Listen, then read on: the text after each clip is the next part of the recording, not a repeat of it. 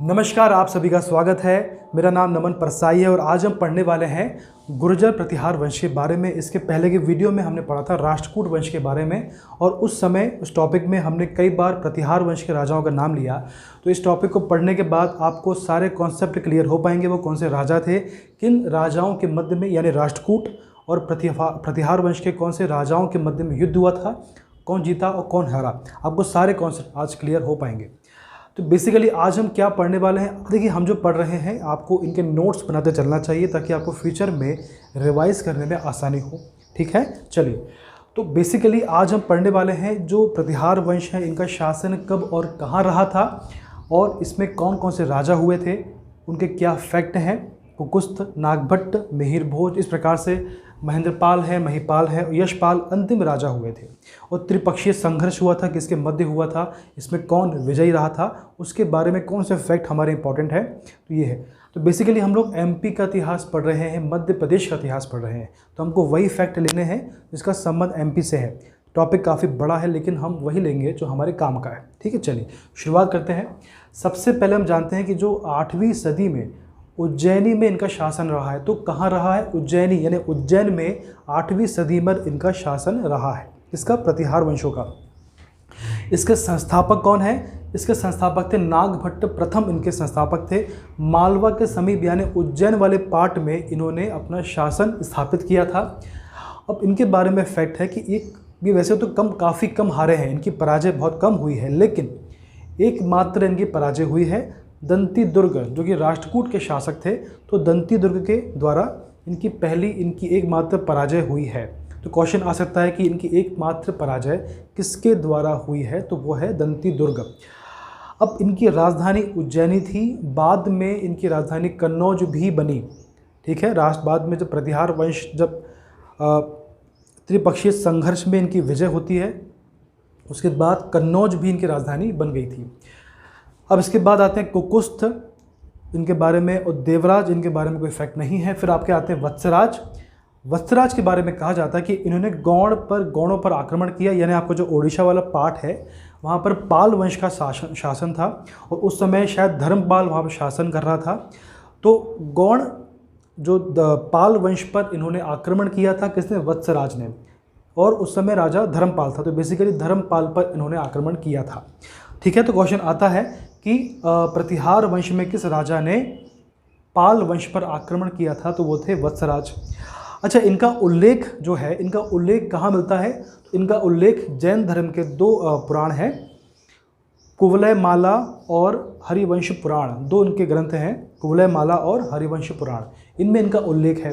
अच्छा, हरिवंश पुराण जो है इसमें क्या उल्लेख है? इसमें उल्लेख है कि इसका अधिकार मालवा क्षेत्र पर भी था।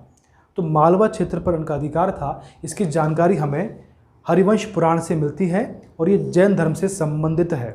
बात क्लियर है? चलिए, इसके बाद आते हैं ध्रुव। इसके बाद अगला फैक्ट जो है कि ये वत्सराज जो है, इनकी पराजय ये राष्ट्रकूट के राजा ध्रुव से भी पराजित हुए थे। ठीक है, तो इनकी जो हार हुई है ध्रुव से भी हुई है। चलिए आगे बढ़ते हैं। नागभट्ट द्वितीय, इसके बारे में क्या फैक्ट है? गोविंद तृतीय राष्ट्रकूट के शासक थे। गोविंद तृतीय से ये हार गए थे और कन्नौज पर इन्होंने अधिकार किया था। कन्नौज क्षेत्र पर इन्होंने अधिकार का प्रयास किया था, उस पर अधिकार इनका हुआ था। कन्नौज बेसिकली कन्नौज जो है काफ़ी सेंटर पॉइंट में आता है, तो सभी राजवंश इसके लिए प्रयास कर रहे थे कि यहाँ पर शासन स्थापित हो पाए। इसमें प्रतिहार वंश भी शामिल था। अब इसके बाद देखें रामभद्र आते हैं और उसके बाद आते हैं मिहिर भोज प्रथम। तो मिहिर भोज प्रथम के बारे में क्या फैक्ट है? देखिए अरब यात्री सुलेमान इनके शासन काल में एमपी आया था। तो क्वेश्चन आता है कि सुलेमान कहाँ से था? अरब से था।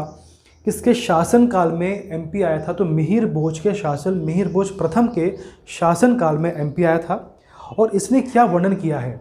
इसने संपूर्ण गुर्जर प्रदेश का वर्णन किया है। अब क्वेश्चन क्या बनेंगे? सुलेमान का संबंध कहाँ से था? अरब से था। किसके शासनकाल में आया और इसने किस वंश का वर्णन किया है? तो उसने गुर्जर प्रदेश का वर्णन किया है। बहुत अच्छा क्वेश्चन है, यहाँ से बन सकता है। इसके बाद इसका जो उल्लेख है वो सागर ताल अभिलेख में इसका उल्लेख किया गया है और इस अभिलेख में इसे आदि वराह कहा गया है। तो आदि वराह किसे कहा गया है? मिहिर भोज को। किस अभिलेख में कहा गया है? सागर ताल अभिलेख में कहा गया है। अच्छा, आदिवरा के अलावा इन्हें प्रभास भी कहा गया है।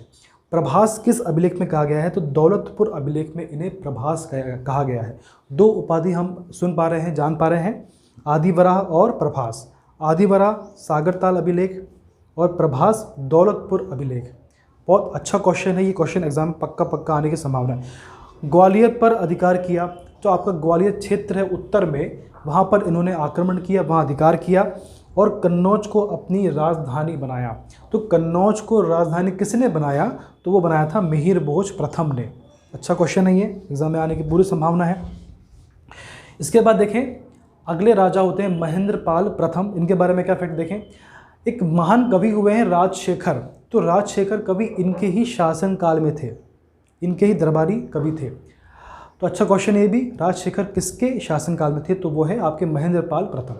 इन्हें निर्भय राजा भी कहा जाता था। निर्भय राजा किसे कहा गया है? तो वो महेंद्रपाल प्रथम को कहा गया है। अच्छा क्वेश्चन है। पूर्वी दिशा में साम्राज्य का विस्तार करते थे ये, इनका पैटर्न था कि पूर्वी दिशा में साम्राज्य का विस्तार, अधिकतम मैक्सिमम जो साम्राज्य विस्तार किया पूर्वी दिशा में। जैसे हिमालय से विंध्याचल वाला पार्ट, यहाँ पे इन्हें साम्राज्य का विस्तार का प्रयास किया। दूसरा पार्ट था पूर्वी और पश्चिमी समुद्री तट वाला पार्ट पर इन्होंने साम्राज्य का विस्तार किया था। ठीक है। इसके बाद देखें, भोज द्वितीय हुए, ये इतने फेमस नहीं हो पाए। महिपाल तो उज्जैन इसी के अंतर्गत आता था, जो उज्जैन वाला पार्ट है इसी के अंतर्गत आता था, वो इसी का शासन था। इसके बाद इसमें कुछ फैक्ट हैं, महिपाल के बारे में कुछ फैक्ट हैं। इंद्र तृतीय ने इन्हें पराजित किया था, राष्ट्रकूट वंश से ये भी हारे थे, और इसे किसने पराजित किया था? इंद्र तृतीय ने। अच्छा क्वेश्चन है ये। इसके बाद कन्नौज के लिए त्रिपक्षीय संघर्ष चलता रहा। इनके शासनकाल में कन्नौज के लिए त्रिपक्षीय संघर्ष चलता रहा। अब देखिए, त्रिपक्षीय संघर्ष जो है, इसके बारे में कीवर्ड देखें हम लोग, तो त्रिपक्षीय संघर्ष किसके मध्य चल रहा था? राष्ट्रकूट पाल वंश और गुर्जर प्रतिहार वंश के मध्य में त्रिपक्षीय संघर्ष चल रहा था, पहला कीवर्ड हो गया। इसके बाद किसके लिए चल रहा था? कन्नौज के लिए चल रहा था। इसमें विजय कौन हुआ? प्रतिहार वंश इसमें विजय हो गया। और ये किसके समय चलता रहा? तो महिपाल के समय भी इस समय चल रहा था। अब आगे बढ़ते हैं। अब देखिए, इसके बाद आते हैं महेंद्रपाल द्वितीय। कौन आते हैं? महेंद्रपाल द्वितीय। फिर आते हैं देवपाल, फिर आते हैं राज्यपाल।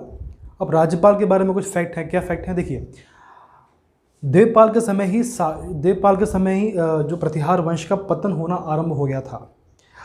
और राज्यपाल के समय क्या हुआ था कि महमूद गजनबी ने 1018 में ईस्वी में महमूद गजनबी ने आक्रमण किया और इसे अपने अधीन कर लिया। फिर बाद में चंदेल शासक गंडदेव और विद्याधर ने राज्यपाल की हत्या की और त्रिलोचन पाल को शासक बनाया कन्नौज का। ठीक है, कन्नौज का शासक किसे बनाया? त्रिलोचन पाल को, राज्यपाल की हत्या करके, उसको वहाँ से हटाकर। ठीक है, इस प्रकार से ये शासक बन गए। फिर बाद में महमूद गजनबी ने दोबारा इनको पराजित किया और अपना शासन स्थापित किया, और इस प्रकार से राज्यपाल के बाद यशपाल वहाँ के शासक बने, जो कि अंतिम थे।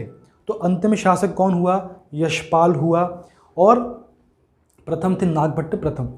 इस प्रकार से देख पा रहे हैं आप, ये देवपाल के बाद राज्यपाल हुए। इसके बाद महमूद गजनबी ने आक्रमण किया, फिर चंदेल ने भी आक्रमण किया, अपना शासक बैठाया, और अंत में महमूद गजनबी ने दोबारा आक्रमण करके अपना शासन इसको अपने अंतर्गत ले लिया इसको। ठीक है, चलिए। अब जिस प्रकार से मैंने आपसे कहा था कि त्रिपक्षीय संघर्ष हुआ था, इसमें प्रतिहार वंश की विजय हुई थी। देखिए, त्रिपक्षीय संघर्ष हुआ, अंतिम रूप से विजय प्रतिहार वंश की हुई थी। लेकिन अभी हमने पढ़ा कि प्रतिहार वंश का शासन समाप्त हुआ, उनका पतन हो गया। तो जब इनकी सत्ता का पतन हुआ, जब इनकी सत्ता समाप्त हो रही थी, तब इनके सामंतों ने अपनी स्वतंत्र सत्ता स्थापित करने का प्रयास किया। इंडिपेंडेंट अपनी जो सत्ता है, इन्होंने अपनी सत्ता स्थापित करने का प्रयास किया। किसने किया? सामंतों ने। जब इनके सामंतों ने देखा कि भाई प्रतिहार वंश का पतन हो रहा है या पतन हो चुका है, तो उन्होंने अपनी सत्ता स्थापित करने का प्रयास किया। एग्जाम्पल है जेजाग भुक्ति के चंदेल वंश, आपका जो बुंदेलखंड वाला पार्ट है, मालवा के परमार वंश, शाकंभरी का चौहान वंश, चौहान मतलब कि पृथ्वीराज चौहान है ना, जो आप काफ़ी फेमस हैं, त्रिपुरी के कलचुरी वंश और गुजरात के चालुक्य वंश। तो इस प्रकार से प्रतिहार वंश का अंत हुआ। इनके सामंतों ने सत्ता स्थापित की। इन्हें हम पढ़ते हैं, पढ़ेंगे आगे, कुछ पढ़ भी लिया है। तो इस प्रकार से हम टॉपिक पढ़ते रहेंगे। आज का टॉपिक हमने समाप्त किया है। काफ़ी अच्छे फैक्ट आपके पास गए हैं। मुझे उम्मीद है कि आपको टॉपिक समझ में आया होगा। हम भविष्य में भी स्पीड से वीडियो लाते रहेंगे। आप सभी चैनल को सब्सक्राइब करें, शेयर करें, लाइक करें और अगले वीडियो तक आप सभी स्वस्थ रहें। धन्यवाद।